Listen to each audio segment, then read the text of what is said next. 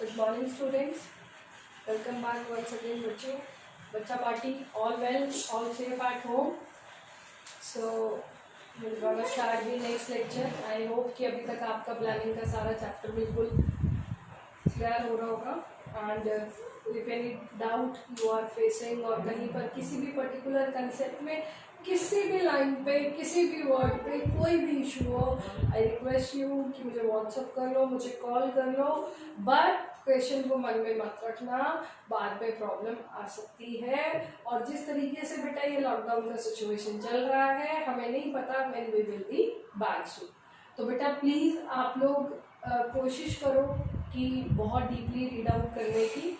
आपके पास अपनी आर.के. सिंगला है, पैरेलली आप एनसीईआरटी का अगर आपके पास नहीं भी है, so you can have the login. आप वेबसाइट से एनसीईआरटी को एज अ पीडीएफ डाउनलोड कर सकते हो चैप्टर वाइज.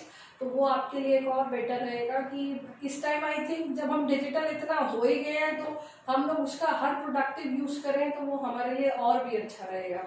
तो आप चाहें तो आप अपनी टेक्स्ट बुक को रीड आउट करने के बाद आप हाफ एन आवर की रीडिंग अगर आप एनसीईआरटी में से भी कर लोगे तो वो भी थोड़ा सा अच्छा रहेगा. Although I have taken the NCERT and I have revised again. हमने रेगुलरली उसको जैसे मैं चेक करती हूँ, तो कोई भी अगर ऐसा पर्टिकुलर वर्ड आता है तो हम आपको पहले ही अपडेट कर देते हैं. बट स्टिल आपकी अपनी लैंग्वेज पे, आपकी अपनी टर्मिनोलॉजी को स्ट्रॉन्ग करने के लिए अब आप पीडीएफ डाउनलोड कर लो एनसीईआरटी का चैप्टर वाइज, और उसको अब आप रीड आउट कर सकते हो. अगर आपको कोई लिंक का या किसी चीज़ का भी प्रॉब्लम आए तो मुझसे व्हाट्सएप पे पूछ लेना. दूसरी बात, अब हम जैसे प्लानिंग का चैप्टर का ये लास्ट टॉपिक है, this program and budget single use plan के साथ. Quite easy chapter but quite important chapter. ठीक है, बहुत सारी चीज़ें बहुत प्रैक्टिकली देखने को भी मिलती हैं और सुनने को भी बहुत जनरल सा टॉपिक भी लगता है प्लानिंग का. But at any cost this is a very important chapter. आपको एक ही चीज़ बिजनेस स्टडीज़ में मैं सिंस डे से बोल रही हूँ और अभी भी यही बोलूँगी, student those who want to score a good marks they need to have strong terminologies of business studies. आपको बिजनेस स्टडीज़ के वर्ड्स की जो टर्मिनोलॉजी है वो स्ट्रॉन्ग करनी है आपकी. So we shall begin with the part 9. We are planning single use plans. Now अभी तक हमने इससे पहले वाला जो लेक्चर स्टडी किया था उसमें हमने स्टडी किया था स्टैंडिंग प्लान्स, कि रिपीटेटिवली प्लान्स ऑनगोइंग एक्टिविटीज के जो प्लान थे, that was your policies, procedure, method and rule, जो इससे पहले हमने स्टडी किया था. अब हम स्टडी करेंगे बेटा single use plans. Single use plans means one time plan. जो पर्टिकुलर एक्टिविटी हमने जब इनिशियली इससे 2 लेक्चर्स बिफोर जो हमने सिंगल यूज और स्टैंडिंग यूज प्लान का जो डिस्कशन किया था, जो डिफ्रेंसिएशन किया था, डिस्टिंक्शन किया था, उसके अंदर हमने ये स्टडी कर लिया था कि single use plans are those plans which are one time plans. once the particular activity or the specific job is completed, the plans become unstable. तो उस टाइम वो प्लान्स खत्म हो जाते हैं. तो सिंगल यूज प्लान्स में बेटा आपकी 2 ही चीजें आती हैं, 2 ही सब टाइप के प्लान है. One is your program and another is your budget. तो एक आपका प्रोग्राम है, दूसरा आपका बजट. प्रोग्राम क्या होता है बेटा? देखो मैं बहुत सिंपल सी बात कर रही हूँ, बार बार ये बात कर रही हूँ, बहुत चीज़ों को प्रैक्टिकली देखो. प्रोग्राम क्या है? सिंगल यूज है. कोई बर्थडे पार्टी होती है, अगर आप अपनी बर्थडे पार्टी प्लान कर रहे हो तो क्या है? It's a type of program. ठीक है, टाइप ऑफ प्रोग्राम है जिसके अंदर आप डिटेल्ड एक्टिविटी पूरा शेड्यूल करते हो कि यहाँ पर वेन्यू होगा, इस तरीके से ये कैटरिंग सर्विसेज इनको दी जाएंगी, ये मेरा फूड का मेन्यू रहेगा, नंबर ऑफ फ्रेंड्स मेरे इतने रहेंगे, डेकोरेशन का ऐसे रहेगा. और even though you are sharing the responsibilities also, responsibility भी बांटी जाती है. आप कह देते हो, टास्क भी दिए जाते हैं, that mama is going to prepare the food, papa is going to take care about the market things and decoration, my brother will take care about the gifts.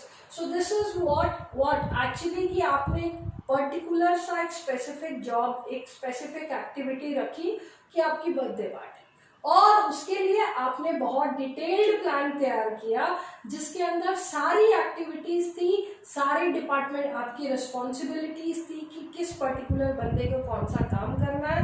That is nothing but called as a program.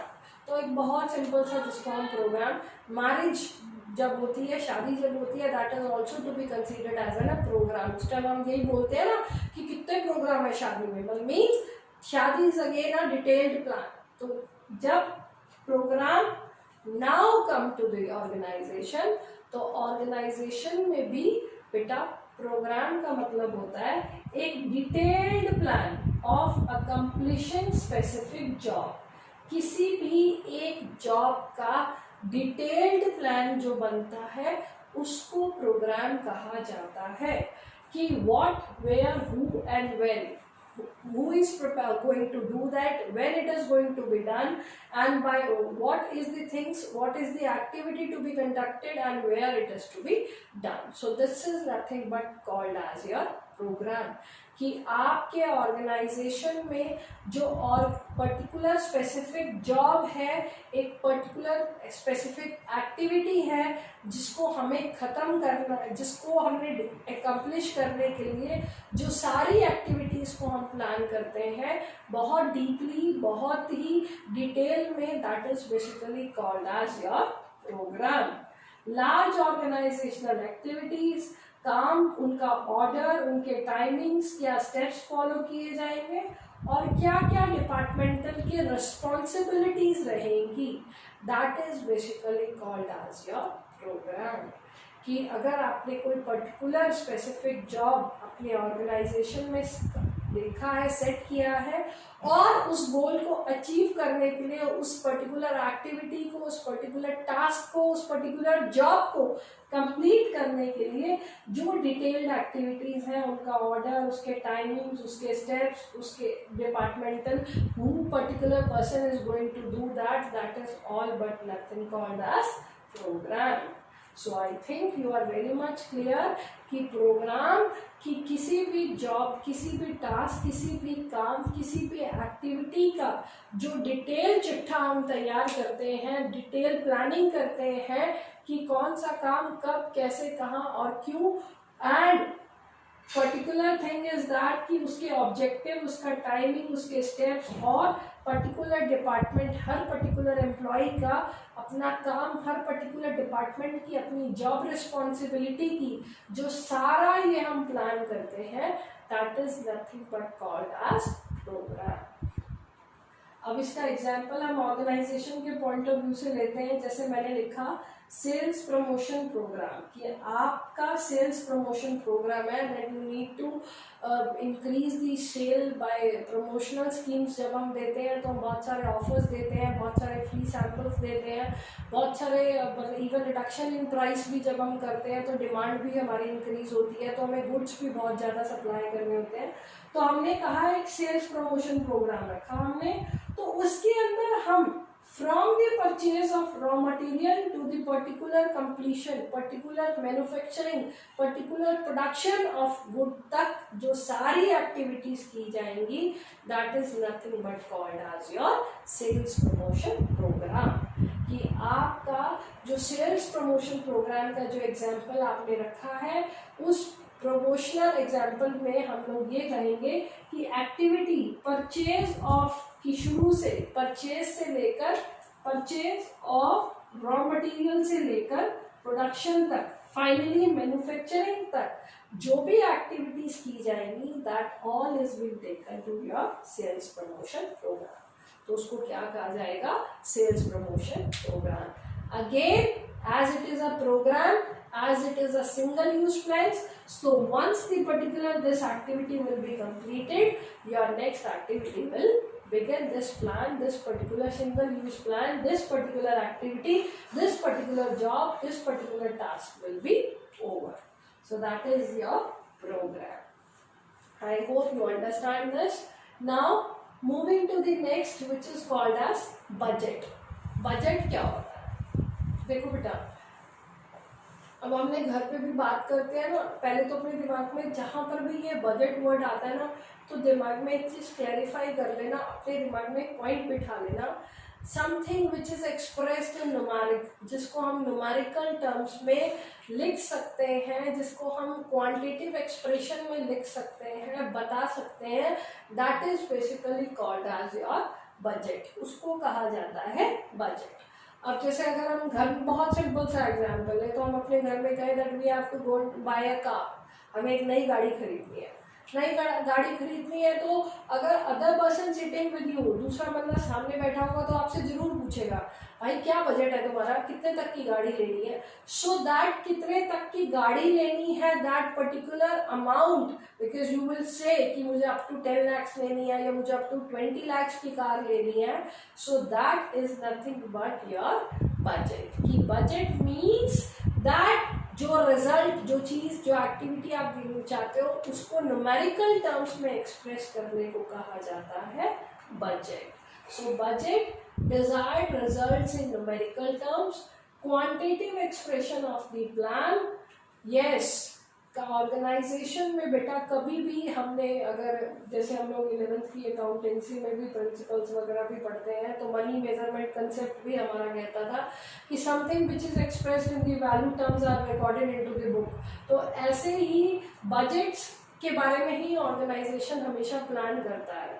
तो उसका कोई भी चीज़ है, if the particular organization want to purchase a machinery, अगर कोई नई machinery भी खरीदनी है तो उसके लिए भी बजट बनाया जाता है। बजट इज नथिंग बट एक डिटेल्ड, जो हम उसके अंदर पूरा लिखते हैं कि वाई द पर्टिकुलर मशीनरी, उस मशीनरी से कैपेसिटी कितनी है उस मशीनरी की रहेगी, कितना आउटपुट वो देगी, कितना प्रोडक्टिविटी वो हमारे को देगी, और वो मशीनरी की कॉस्ट क्या होगी, अल्टरनेटिव इसके अलावा हमारे पास और क्या है, कॉस्ट में हमारे को कितना बेनिफिट होगा। So that all something which is explain expressed in numeric terms, the quantitative expression, that is nothing but called as your budget।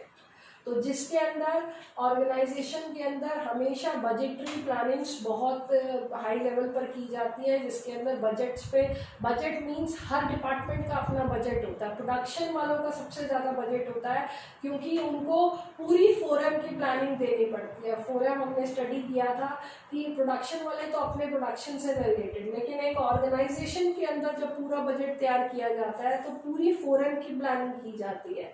कितनी मैन पावर चाहिए, man, money, material and resources, जो material, man, money, material and जो machinery की, कितने, ये चारों M जो है, इससे रिगार्डिंग जितनी भी इन्वॉल्वमेंट हमारी कॉस्ट, हमारी अमाउंट, हमारे न्यूमेरिकल टर्म्स में होती है, that is basically called as budget. It is both as planning as for controlling. Budget बहुत ही इम्पॉर्टेंट एस्पेक्ट है एक ऑर्गेनाइजेशन का, क्योंकि जब हम बजट प्रिपेयर कर लेते हैं तो वो एक हमारा बेस सेट हो जाता है।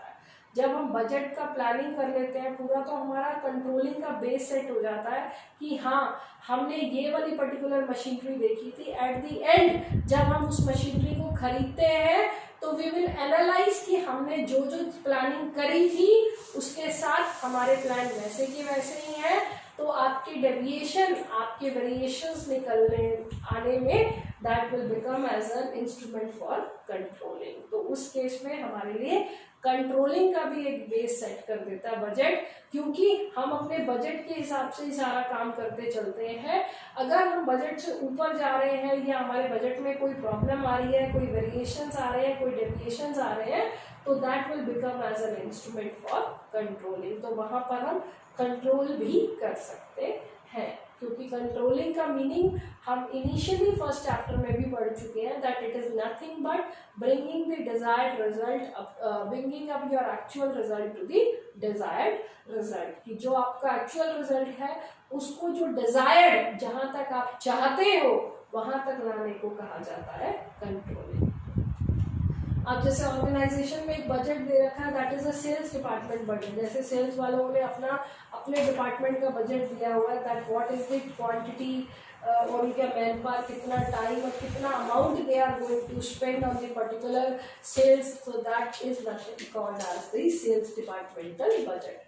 हर ऑर्गेनाइजेशन में अलग अलग डिपार्टमेंट्स के अपने बजट होते हैं। प्रोडक्शन का अपना बजट होता है, सेल्स वालों का अपना बजट होता है, फाइनेंस अपना बजट देता है कि कहाँ हमें डेब्ट प्लस इक्विटी का रेशो मेंटेन करना है या किस तरीके से हमें अपने फाइनेंस के रिसोर्सेज को यूटिलाइज करना है। जब ऑर्गेनाइजेशन टॉप मैनेजमेंट आपसे बजट मांगती है। इवन नेक्स्ट फाइनेंशियल ईयर, जब अगला फाइनेंशियल ईयर आने लगता आता है तो उस टाइम कंपनी आपसे बजट मांगती है कि आप अपने नेक्स्ट ईयर का बजट बना कर दो, कि क्या क्या आपके एक्सपेंसेस रहेंगे, कैसे कैसे आपके इनकम रहेंगे, what value benefit you will be given to the organization, but all this has to be expressed in the numerical term. So this is basically called as your budget.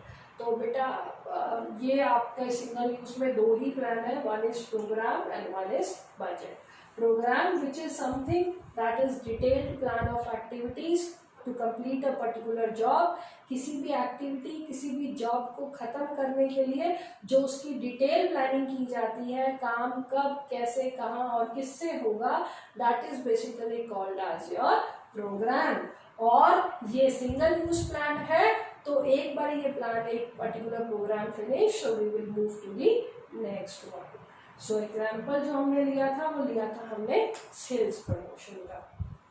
फिर हमने budget की बात करी कि budget is again a type of plan. एक type single use plan है जिसके अंदर हम जो चीज न्यूमेरिकल टर्म्स में एक्सप्रेस करके अपने बजट देते हैं ऑर्गेनाइजेशन को, क्वांटिटेटिव एक्सप्रेशन जो प्लान का होता है, that is basically called as your budget. तो बजट के अंदर पूरी फोरम की प्लानिंग दी जाती है ऑर्गेनाइजेशन की। अदरवाइज हर डिपार्टमेंट का भी अपना एक बजट होता है, सेल्स का अलग, प्रोडक्शन का अलग, फाइनेंस का अलग। That budget is nothing but the whole planning of their or departmental only expressed in the quantitative, only can be expressed in numerical terms। कि अपने आप में भी जो numerical terms में हम लोग express करते हैं, that is basically called as budget। अब बात आती है बेटा, this is basically कई बार बजट और मेथड में भी बच्चे जब रीड करते हैं बुक में, तो मेथड तो बेटा जो प्रोसीजर होता है उसका एक डिटेल कि choosing the one particular way to complete the procedure is basically called as method. लेकिन बजट जो होता है that is a no choice, no selection of the plan, it is a systemized planning only expressed in the numerical terms. So these are the closure कि आपने अभी तक अब हमने जो स्टडी किया है कि इस पर्टिकुलर चैप्टर के अंदर, प्लानिंग के अंदर, कि initially we understood about the topic of planning का meaning, then we taken out this feature, then we discussed about its importance, significance, then we have limitations, very important, we have gone through with the process and the types of plans. So I request you now that you have a sufficient time for a day or two, listen this videos, by end of this weekend complete your planning chapter in your notebook, please discuss me your doubts। और जिस तरीके से हम पहले से चल रहे हैं that after completion of particular chapter आप अपने एनसीईआरटी के नोट्स को प्लीज उसमें नोट डाउन करिए, and I shall be releasing the assignment and I very soon we will be planning to have some online test also, so that you could able to more clarity and even we could understand that how much you are able to study और कितना easily आप इसको cope up करें। और बेटा बहुत deeply पढ़ो और ज़्यादा से ज़्यादा क्वेश्चन पूछो। A good children always is one who always ask many question, ठीक है। तो जितने क्वेश्चन पूछोगे उतनी क्लैरिटी भी रहेगी, डाउट्स को डाउट की तरह अपने पास नहीं रखना। So have your end of your chapter, revise this particular chapter very deeply. This weekend you are going to complete detailed this planning chapter. We are not going to start the next until and unless the whole topics are being clear.